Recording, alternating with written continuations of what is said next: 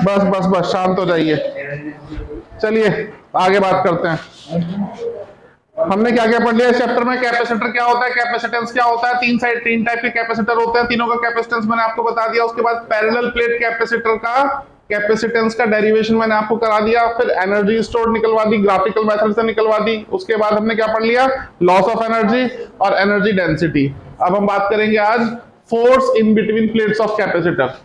Capacitor में आप जानते हैं कि एक प्लेट कैसी होती है, पॉजिटिव, और दूसरी कैसी होती है? तो अट्रैक्शन होगा नहीं होगा? कुछ फोर्स लगेगी नहीं लगेगी? वो हमने फिक्स कर रखी है प्लेट्स, इसलिए कोई मोशन नहीं हो रहा, अदरवाइज अट्रैक्शन पूरा है दोनों में, ठीक है। और वो अट्रैक्टिव फोर्स कितनी होगी वो पता करने की कोशिश करते हैं।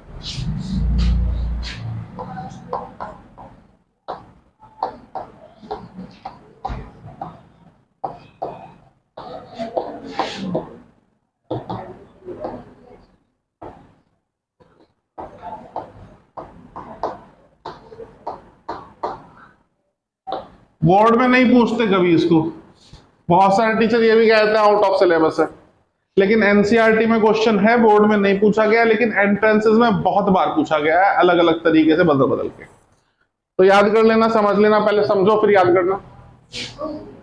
ये एक कैपेसिटर है, दोनों प्लेट्स के बीच का डिस्टेंस है d। एक प्लेट पे पॉजिटिव चार्ज है, एक प्लेट पे नेगेटिव चार्ज है, तो ऑब्वियस है दोनों में कुछ ना कुछ अट्रैक्टिव फोर्स काम करेगी। वो अट्रैक्टिव फोर्स हम निकालना चाह रहे हैं, ठीक है। अच्छा, तो हम क्या करते हैं, एक इंसुलेटिंग हैंडल की हेल्प से इसको थोड़ा सा खिसका देते हैं प्लेट को, इसको इसमें ट्रांसफॉर्मेशन कर देते हैं। ठीक नीचे बनाता हूं इसके, यहां आना चाहिए था ना, थोड़ा सा यहां ले आया प्लेट। डिस्टेंस हमने क्या कर दिया, ये डिस्टेंस कितना था, और हमने थोड़ा सा आगे ले गए इसको, कितना, डेल्टा डी। डेल्टा एक्स भी कह सकते हो, डेल्टा डी भी कह सकते हो। ऐसा करने में हमने इसकी वॉल्यूम बदल दी, क्या? वॉल्यूम बदलने से एनर्जी बदल गई होगी, क्या? एनर्जी बदलने में कुछ हमारी एनर्जी खर्च हुई होगी, क्या? मतलब हमने कुछ वर्क किया, उससे हमारा काम होने वाला है। समझो बात को। तो हमने जो वर्क किया वो पता करते हैं और फिर हमारा काम हो जाएगा। चलिए, तो सिंपल सा कॉन्सेप्ट है, बड़ा डिटेल में नहीं करवा रहा हूं, ठीक है, जितना जरूरी उतनी बात करेंगे। Work done force into displacement होता है, ऐसे लिख सकता हूं, और वर्क डन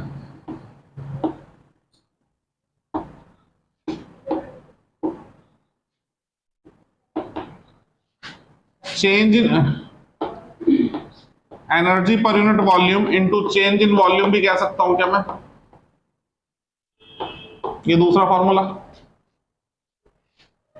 भाई, ये क्या है, एनर्जी और वर्क इंटर कन्वर्टिबल होते हैं, एक दूसरे में कन्वर्ट हो सकते हैं। ये एनर्जी अपॉन वॉल्यूम है, वॉल्यूम से वॉल्यूम कैंसिल होगी, एनर्जी तो बचेगी, या चेंज इन एनर्जी तो बचेगी, चेंज इन एनर्जी तो वर्क होता है। ये दोनों बातें सही है गलत है? इक्वेट कर दूं, काम खत्म। बोलो, कोई दिक्कत है तो बता दो अभी। भाई ये तो 11वीं से रट्टा मार के आए हो, फोर्स इनटू डिस्प्लेसमेंट। डिस्प्लेसमेंट इस बार डी नहीं डेल्टा डी है, प्लेट इतना खिसका दी, कितना खिसकाई, डेल्टा डी, तो डिस्प्लेसमेंट कितना हुआ, डेल्टा डी।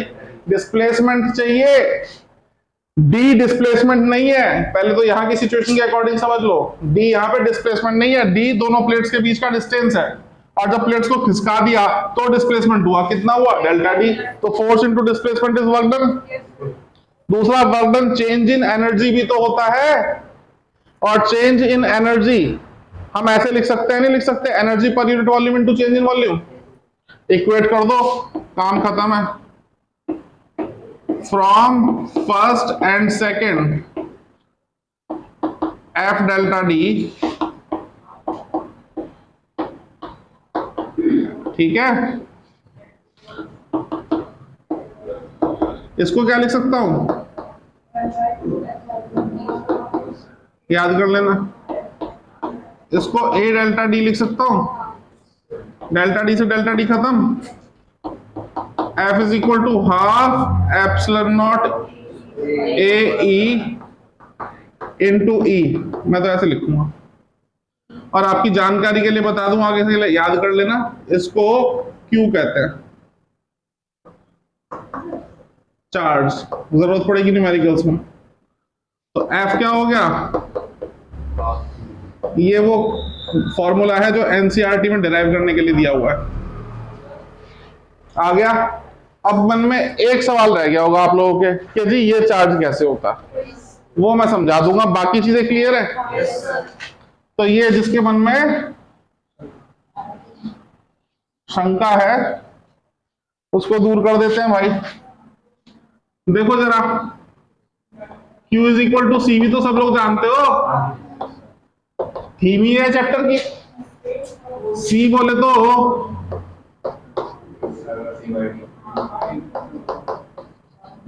शंका दूर हो गई। ये भी याद कर लेना भाई, ये हो गया force in between plates of capacitor, note कर लो इसको।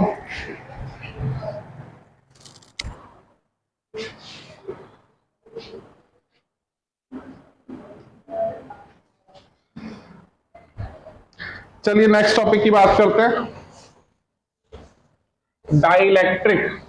Dielectric substances. किसी को कोई आइडिया तो बताइए क्या होते हैं डाइलेक्ट्रिक सबस्टांसेस? शर्मा जी की लड़की, पोशवाल जी की लड़की, नीलम साहब का लड़का, कोई नहीं बताएगा? कोई तो बता दो। अच्छा, पिछले चैप्टर में हमने वो पढ़ा था बेटा, अरे यार मुझे बोलने दिया करो, इलेक्ट्रिक डाइपोल पढ़ा था, वो समझ आया था? तो ये भी आ जाएगा भाई, ये भी आ जाएगा। कान में तेल डाला करो। कहीं पे इलेक्ट्रिक फील्ड है और इलेक्ट्रिक फील्ड यूनिफॉर्म नहीं होता जनरली, है ना, जैसे जैसे डिस्टेंस बढ़ता है वैसे वैसे फील्ड कम होता चला जाता है, पता है आप लोगों को? अच्छा, लेकिन यूनिफॉर्म इलेक्ट्रिक फील्ड का बहुत ही अच्छा एग्जांपल है जो हम पढ़ रहे हैं, कैपेसिटर। दो प्लेट्स के बीच में फील्ड यूनिफॉर्म रहता है।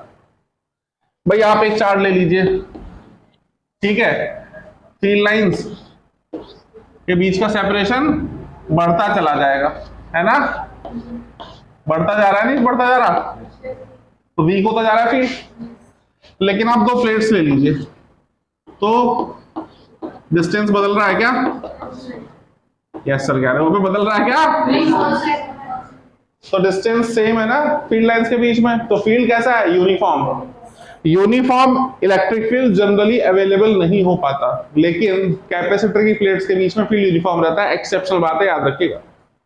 तो अब यहां पर यूनिफॉर्म इलेक्ट्रिक फील्ड अगर मुझे कहीं क्रिएट करना है तो उसके लिए सबसे अच्छी डिवाइस मेरे पास है कैपेसिटर, या दो मेटलिक प्लेट्स पे चार्ज प्रोवाइड कर दे तो यूनिफॉर्म फील्ड जनरेट हो जाएगा। अब कहीं पर यूनिफॉर्म फील्ड है, वहां पे मैंने कोई सब्सटेंस डाला, उसके मॉलिक्यूल्स है या एटम्स है, समझ रहे हो बात को? तो अब क्या होगा, एटम्स के अंदर, सपोज करो एटम्स है, तो एटम्स के अंदर क्या होगा, पॉजिटिव चार्ज भी होगा और नेगेटिव चार्ज भी होगा, होगा नहीं होगा? अब भाई ये पॉजिटिव प्लेट है, ये नेगेटिव प्लेट है, तो ये पॉजिटिव प्लेट नेगेटिव पार्टिकल्स को अट्रैक्ट करेगी और ये नेगेटिव प्लेट पॉजिटिव पार्टिकल्स को अट्रैक्ट करेगी, करेगी कि नहीं करेगी? तो इस पे कुछ फोर्स लगेगी। ये भी मैं आपको बता चुका हूं कि जब भी कोई चार्ज पार्टिकल इलेक्ट्रिक फील्ड के अंदर रखा जाता है तो उसको फोर्स लगती है, कितनी कितनी फोर्स लगती है? कितनी फोर्स लगती है? अबे F is equal to QE, F is equal to QE, जिंदगी हो गई बताते बताते। कितनी फोर्स लगेगी? F is equal to QE। तो ये इन चार्ज पार्टिकल्स पर फोर्स लगेगी या नहीं लगेगी? लगेगी। अच्छा, जब फोर्स लगेगी तो इसकी शेप स्फेरिकल से कुछ एलिप्टिकल हो जाएगी, नहीं हो जाएगी? समझ रहे बात को?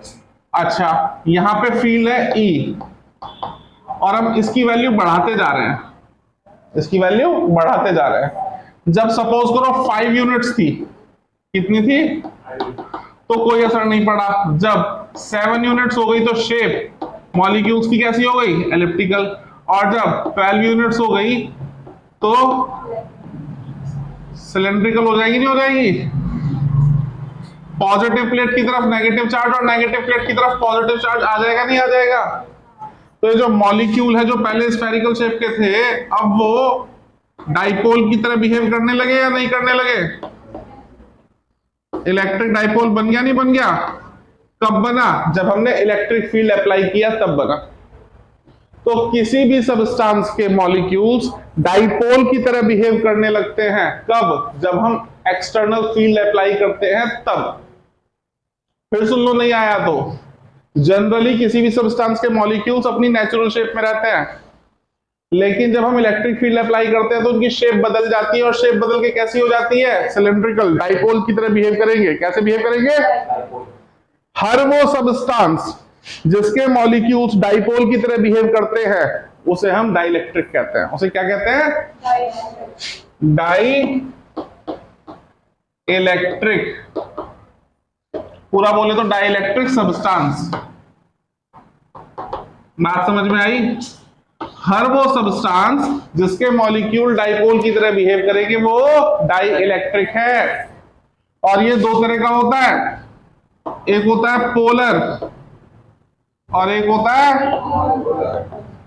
Non polar. भाई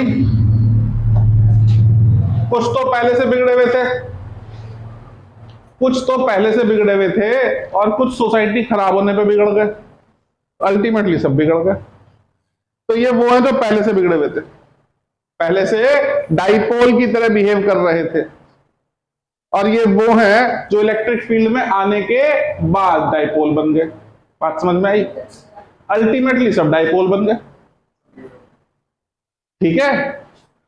तो एक डेटा बता रहा हूं तुम्हें, मेडिकल और इंजीनियरिंग कॉलेजेस में, अच्छे मेडिकल और अच्छे इंजीनियरिंग कॉलेजेस में जिस साल एडमिशन होता है फर्स्ट ईयर में, 5% स्टूडेंट्स ऐसे होते हैं जो स्मोकिंग ड्रिंकिंग करते हैं। लेकिन जब बैच पास आउट होता है ना 5 साल बाद 4 साल बाद, तो 5% स्टूडेंट ऐसे होते हैं जो स्मोक और ड्रिंक नहीं करते हैं। तो कुछ तो पहले से बिगड़े हुए थे, कुछ बाद में बिगड़ गए। जो पहले से बिगड़े हुए थे वो पोलर डाइइलेक्ट्रिक सब्सटेंसेस, मतलब ऐसे सब्सटेंसेस जिनके मॉलिक्यूल्स डाइपोल की तरह, कौन से डाइपोल की तरह, इलेक्ट्रिक डाइपोल की तरह बिहेव कर रहे थे in the absence of electric field, ठीक है, उन्हें क्या कहेंगे, पोलर डाइइलेक्ट्रिक। और जो पहले तो नॉर्मली बिहेव कर रहे थे लेकिन इलेक्ट्रिक फील्ड में रखे जाने के बाद इलेक्ट्रिक डाइपोल की तरह बिहेव करने लगे, वो क्या है। बात समझ में आ गई। तो ये क्या है, पूरा नाम क्या है, पोलर डाइइलेक्ट्रिक सब्सटेंसेस। लिखवा दूंगा अभी सब कुछ, लेकिन अभी समझ लो, भेजे में क्लियर कर लो। ये कौन से हैं जो डाइपोल की तरह बिहेव कर रहे थे even in the absence of electric field, ठीक है। और ये कौन से हैं जो इलेक्ट्रिक फील्ड की प्रेजेंस में डाइपोल बन गए। मेडिकल कॉलेज में जाने से पहले से जो बिगड़े हुए थे वो ये हैं, और जाने के बाद जो बिगड़ गए वो ये हैं। बात समझ में आई, क्लियर है, याद रहेगा। एक बार फिर रिवाइज करवाता हूं, फिर लिखवा देता हूं। ऐसे सब्सटेंसेस जिनके मॉलिक्यूल इलेक्ट्रिक डाइपोल की तरह बिहेव करते हैं उन्हें हम डाइइलेक्ट्रिक कहते हैं। ये दो तरह के होते हैं, एक पोलर और एक जो पहले से ही डाइपोल थे, मतलब इलेक्ट्रिक फील्ड की एब्सेंस में भी इलेक्ट्रिक डाइपोल की तरह बिहेव कर रहे थे वो, और जो इलेक्ट्रिक फील्ड में आने के बाद डाइपोल की तरह बिहेव करने लगे वो। और एक मजे की बात, जब साइंटिफिक वर्ड यूज होते हैं ना तो याद करने में थोड़ी प्रॉब्लम होती है, और उसकी जगह कोई उसका सिनोनिम बता दिया जाए, कोई फैमिलियर वर्ड बता दिया जाए तो याद करने में आसानी रहती है। डाइइलेक्ट्रिक डाइइलेक्ट्रिक डाइइलेक्ट्रिक सुन तो लिया, पता नहीं है क्या डाइइलेक्ट्रिक। जितने भी इंसुलेटर होते हैं उन्हें कहते हैं डाइइलेक्ट्रिक, शब्द बदल गया है इसलिए कंफ्यूजन आ गया। तो कोई डाइइलेक्ट्रिक बोले ना बिना सोचे समझे समझ जाना, इंसुलेटर की बात कर रहा है। कागज, गत्ता, पॉलीथीन, रबर, सब क्या है? डाइलेक्ट्रिक है। बात समझ में आई? पानी भी डाइलेक्ट्रिक है। अब तुम कहोगे पानी तो कंडक्टिंग होता है, नॉन कंडक्टिंग होता है। करके देख लेना, कंडक्शन इलेक्ट्रोकेमिस्ट्री पढ़ लिया तुमने, थोड़े से सॉल्ट्स डालने पड़ेंगे तब वो कंडक्ट करेगा। समझ रहे बात को? और एक बेसिक एक्सपेरिमेंट घर पे कर लेना। तबीयत तो सबकी खराब होती है, किसी किसी की ताजी ताजी होती है, किसी किसी की पुरानी हो जाती है। तो भाप लेते हो, वेपर्स लेते हो, वेपोराइजर यूज करते हो, तो वेपोराइजर में जब पानी डालते हैं स्टीम आती है, बढ़िया स्टीमर या वेपोराइजर जो होता है ना, तो स्टीम कम कम आ रही है, मजा सा नहीं आ रहा, तो एक चुटकी कॉमन साल्ट डाल देना उसमें, फिर देखना कितना मजा आएगा।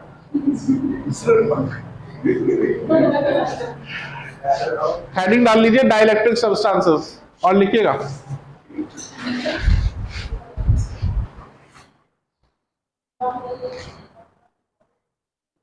those substances which behaves the molecules of which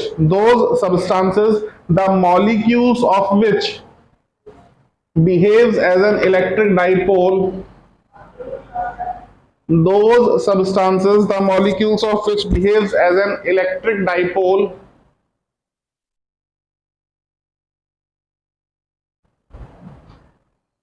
either in the presence or in the absence of electric field, either in the absence or in the presence of electric field,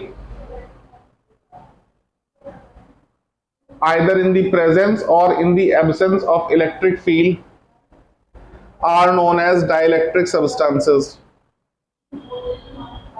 are known as dielectric substances।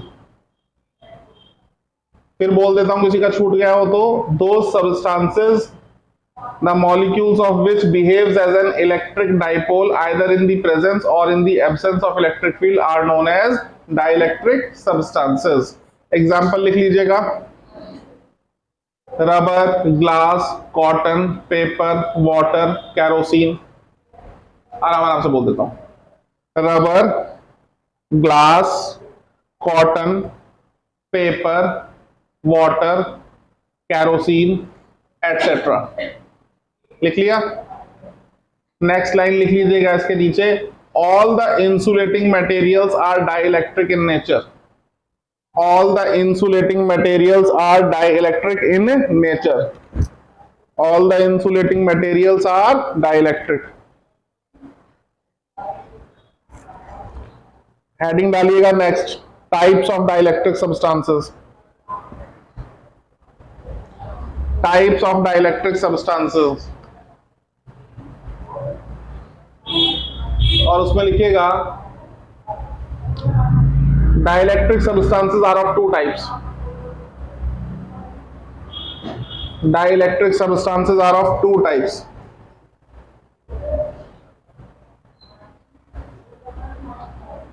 Second point डाल के लिखिएगा, क्या लिखा मैं, क्या बोला मैंने? Dielectric substances are of two types. First point डाल के लिखिएगा, फर्स्ट तो बोला नहीं अभी।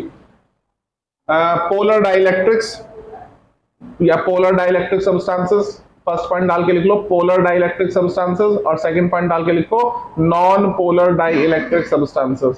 पहला पोलर, दूसरा नॉन पोलर। हेडिंग डालिएगा polar dielectric substances, polar dielectric substances. और इसमें लिखिएगा those dielectric substances, those dielectric substances the molecules of which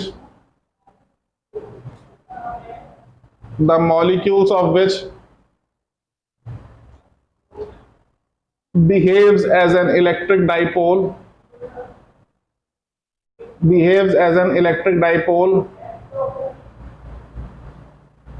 even in the absence of electric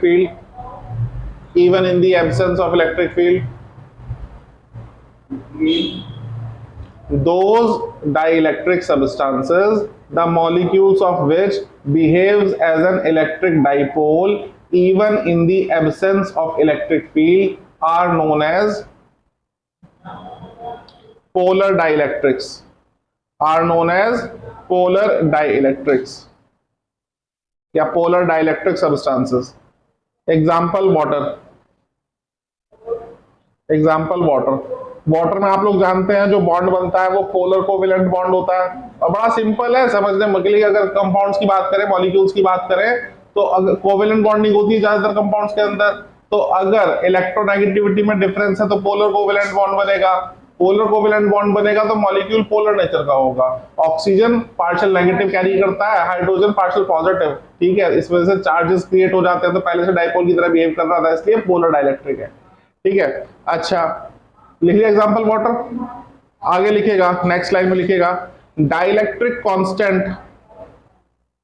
dielectric constant ये अब पढ़ेंगे हम, इसके बाद डाइलेक्ट्रिक कांस्टेंट क्या होता है, अगला टॉपिक यही है हमारा, लेकिन क्वेश्चन यहां बनता है इसलिए बता रहा हूं। Dielectric constant of polar dielectrics, dielectric constant of polar dielectrics is very high. Dielectric constant of polar dielectrics is very high.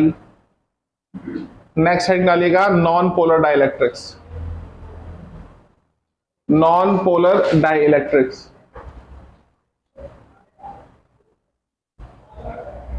भाई सिंपल सी बात है, पोलर का डाइलेक्ट्रिक कांस्टेंट ज्यादा होता है और नॉन पोलर का कम होता है। हेडिंग डाल लीजिए नॉन पोलर डाइलेक्ट्रिक और उसमें लिखिएगा दोज सब्सटेंसेस या दोज डाइलेक्ट्रिक सब्सटेंसेस, एक ही बात है, those dielectric substances the molecules of which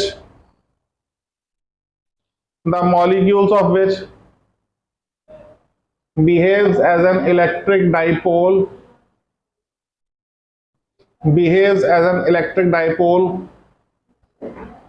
only in the presence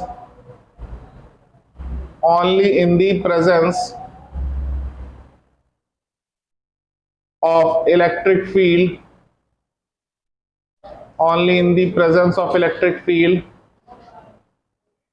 are known as non-polar dielectrics, are known as non-polar dielectrics.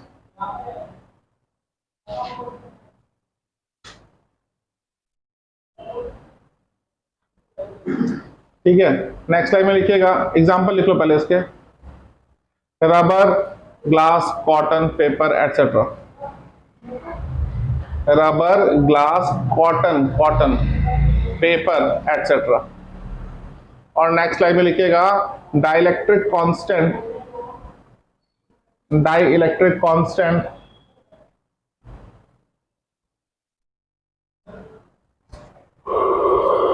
of non-polar dielectrics, dielectric constant of non-polar dielectrics is lower than polar dielectrics.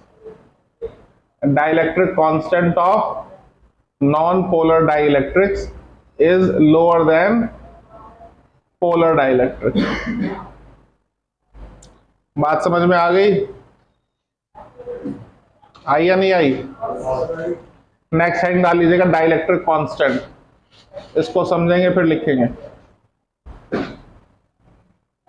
Dielectric constant,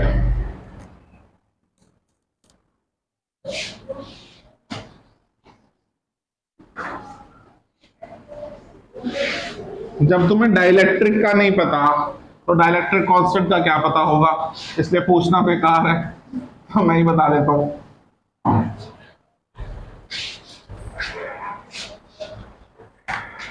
देखो भाई, ये capacitor की plates हैं, uniform electric field generate करती हैं। एक plate positive है, एक प्लेट नेगेटिव है। हमने कोई सब्सटेंस इसके अंदर डाल दिया। जब सब्सटेंस इसके अंदर डाल दिया है, क्या ये पॉजिटिव चार्ज और नेगेटिव चार्ज होने की वजह से इस पे कोई इलेक्ट्रिक फील्ड होगा क्या? भाई जहां चार्ज वहां फील्ड, जहां चार्ज वहां फील्ड, ठीक है। तो फील्ड तो होगा, कुछ ऐसे होगा ना, पॉजिटिव से नेगेटिव। गलत तो नहीं बता दिया भाई? पक्की बात है, सोच लो, देख लो। चलो ये ई नॉट कह दिया मैंने इसको, क्या कह दिया? ई नॉट। ई नॉट मतलब ओरिजिनल फील्ड, जो पहले से यहां पे था, इनिशियल फील्ड या ओरिजिनल फील्ड। अब इसमें डाइलेक्ट्रिक डाल दिया, कुछ डाइलेक्ट्रिक मटेरियल मैंने डाला, भर दिया कुछ, तो उससे क्या होगा? अब उस मटेरियल के डालने की वजह से अब उसके अंदर क्या है? कोई तो कंपाउंड होगा, उसके कुछ तो मॉलिक्यूल्स होंगे। अब मॉलिक्यूल्स के अंदर एटम्स भी होंगे, चार्जेस भी होंगे, तो ये पॉजिटिव प्लेट क्या करेगी? नेगेटिव पार्टिकल्स को खींचेगी, और ये नेगेटिव वाली पॉजिटिव को खींचेगी। तो क्या होगा इसकी वजह से? पॉजिटिव प्लेट पे अंदर की साइड एक नेगेटिव चार्ज की लेयर बन जाएगी, बन जाएगी नहीं बन जाएगी? और नेगेटिव प्लेट पे अंदर की तरफ एक पॉजिटिव चार्ज की लेयर बन जाएगी, बन जाएगी नहीं बन जाएगी? तो अब इसकी वजह से इस फिनोमिना को हम कहते हैं पोलराइजेशन। ये क्या हुआ? पोलराइजेशन। पोलराइजेशन होने की वजह से अंदर एक और फील्ड आ गया, क्योंकि फील्ड तो पॉजिटिव से नेगेटिव होता है। एक ओरिजिनल फील्ड था, अंदर एक और फील्ड आ गया जिसको हम बोलते हैं इंड्यूस्ड फील्ड, जो डेवलप हुआ है अंदर, वो क्या है? इंड्यूस्ड फील्ड, या ई भी लिख सकते हैं, एक ही बात है। तो अब पोलराइजेशन की वजह से नेट फील्ड कुछ कम हो गया, नहीं हो गया? भाई पहले फॉरवर्ड डायरेक्शन में 5 यूनिट का फील्ड था, अब बैकवर्ड डायरेक्शन में 3 यूनिट का डेवलप हो गया, तो नेट कितना बचा? 5 - 3 2। ये पहले से था, ये भी आ गया। जाहिर सी बात है इंड्यूस्ड फील्ड तो इसी की वजह से आया है, तो उससे तो छोटा ही होगा। तो इंड्यूस्ड फील्ड जब इससे छोटा होगा और डायरेक्शन दोनों की ऑपोजिट है, तो नेट फील्ड कितना होगा? दोनों का डिफरेंस। तो नेट फील्ड कितना होगा भाई?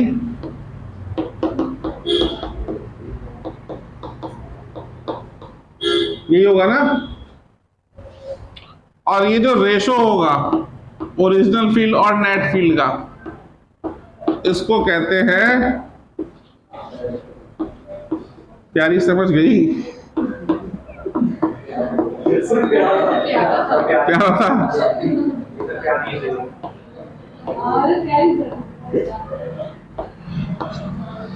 आया नहीं आया?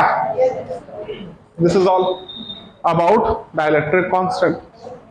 क्वेश्चन 1 नंबर में भी पूछ सकते हैं, 3 नंबर में भी पूछ सकते हैं, ठीक है? तो 1 नंबर में पूछेंगे तो आप शॉर्ट में आंसर करेंगे कि डाइलेक्ट्रिक मटेरियल डालने से क्या होता है। डाइलेक्ट्रिक मटेरियल डालने से इलेक्ट्रिक फील्ड कम हो जाता है, याद रखना, डाइलेक्ट्रिक मटेरियल डालने से इलेक्ट्रिक फील्ड, ठीक है? अच्छा, दूसरा क्वेश्चन, क्यों कम हो जाता है? तो एक वर्ड में आंसर, ड्यू टू पोलराइजेशन। क्यों कम हो जाता है? और कहें जी डिटेल में बताओ, तो पूरा आपको बताना पड़ेगा, फिर लैंग्वेज भी लिखनी पड़ेगी, पूरा बताना पड़ेगा कि जब हमने डाइलेक्ट्रिक मटेरियल डाला तो अंदर पोलराइजेशन होने की वजह से एक इंड्यूस्ड इलेक्ट्रिक फील्ड जनरेट हो गया, जिसकी वजह से नेट फील्ड रिड्यूस हो गया, और जो ओरिजिनल फील्ड है और नेट फील्ड है, इसके रेशो को हम डाइलेक्ट्रिक कांस्टेंट कहते हैं। बात समझ में आई नहीं आई? कोई दिक्कत समस्या परेशानी है तो बताओ। चलिए बस अब लिख लीजिए इसको प्रॉपरली, हेडिंग डाल लो डाइलेक्ट्रिक कांस्टेंट, और मैं बोलता हूं आप लिख लो, ठीक है? टाइम तो है ना अभी?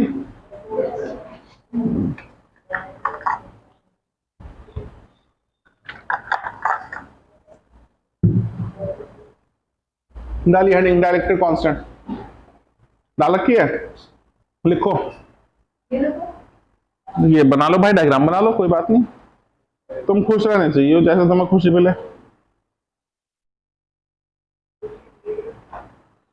क्योंकि खुशी बड़ी महंगी हो रखी है दुनिया में।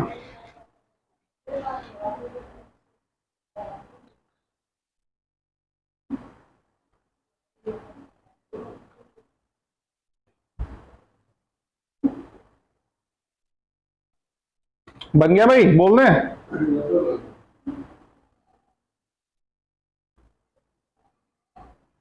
डिक्टेट करते, डिक्टेट, डिक्टेट को हिंदी में क्या कहते थे? सुलेख सुतलेख सुतलेख।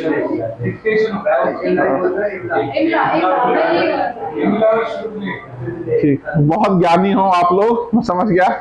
थोड़ा ज्ञान यहाँ फिजिक्स में बढ़ा लो। लिखो, whenever a dielectric slab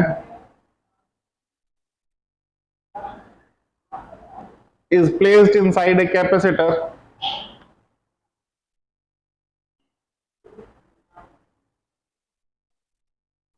then the molecules or particles of the dielectric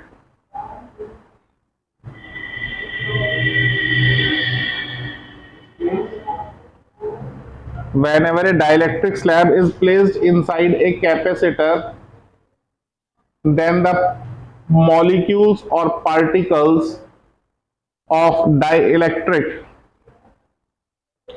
behaves as an electric dipole. Behaves as an electric dipole. This process is known as polarization. This process is known as polarization.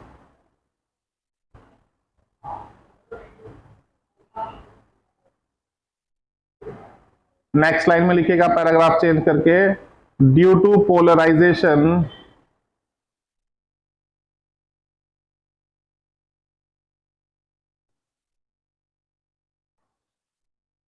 a layer of negative charge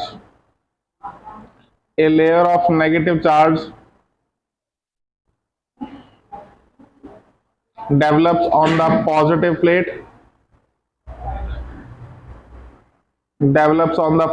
plate and a layer of positive charge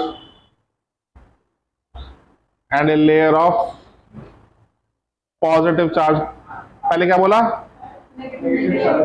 negative charge on positive plate. अब लिखो, and a layer of positive charge develops on the negative plate.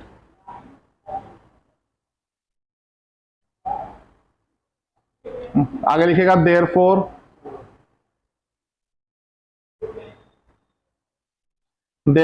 an electric field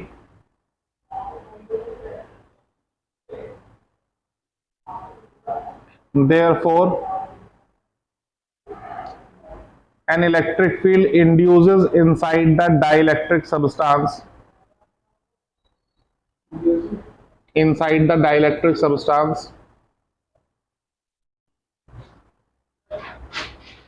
in a direction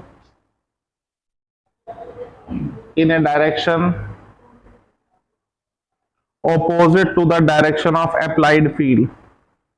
In a direction opposite to the direction of applied field. In a direction opposite to the direction of applied field.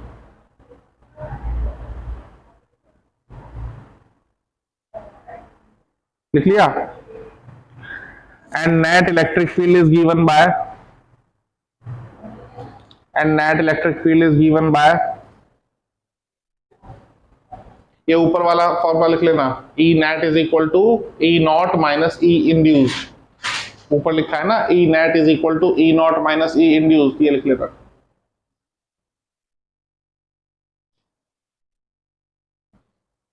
Next line में लिखेंगे, the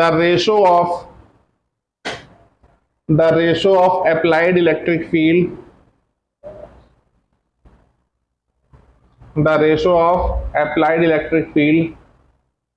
to the net electric field,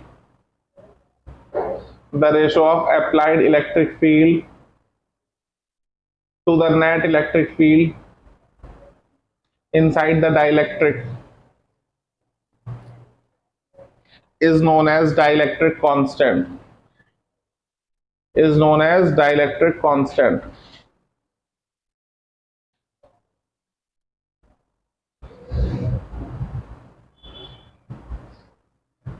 ये फॉर्मूला लिख लो, K is equal to E naught upon E net. K is equal to E naught upon E net लिख लिया, ठीक है। बस ये डाइलेक्ट्रिक कांस्टेंट है, इसकी वैल्यू पहले भी आप लोगों को बता चुका हूं मैं। शाबाश, क्या बात। क्या बात है भाई, इस साल तो तहलका होने वाला है। मेरे नाम के आगे 4 चांद लगाने वाले हो तुम।